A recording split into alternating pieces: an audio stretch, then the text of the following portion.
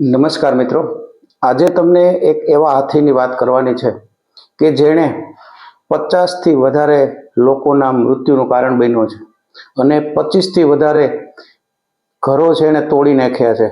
તો હા, આજે હું તમને એ નેપાળના કુખ્યાત હાથીની વાત કરવાનો છું કે જેણે રિસન્ટલી એક વ્યક્તિનું ઘર છે તહેસ નહેસ કરી નાખ્યું.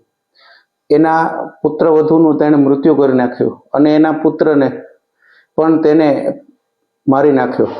તો આ કુખ્યાત હાથી છે ધુર્બે. તો ચાલો જાણીએ આ ધુર્બેની.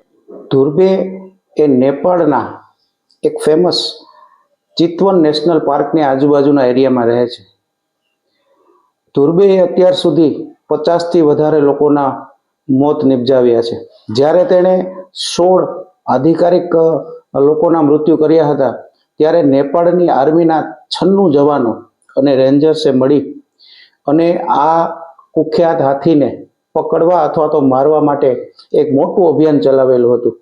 અને આ અભિયાનની અંદર ધુર્બે છે એ ખૂબ જ ઘવાઈ જાય છે, પણ ત્યાંથી તે નાસી છૂટે છે.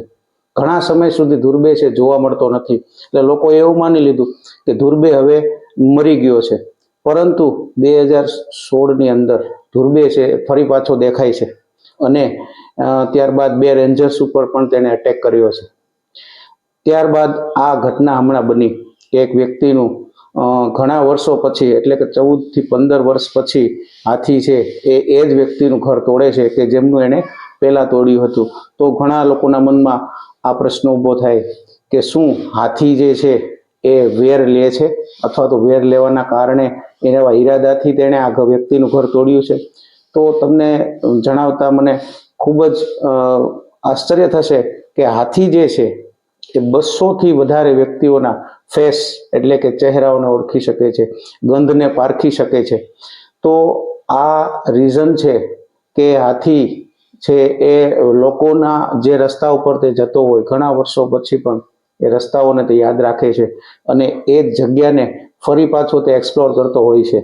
તો એવું પણ બની શકે કે પોતાની જૂની જે આદત છે ઘરોને તોડી નાખવાની, આ આદતના કારણે ધુર્બે ફરી પાછો ત્યાં આવ્યો હોય.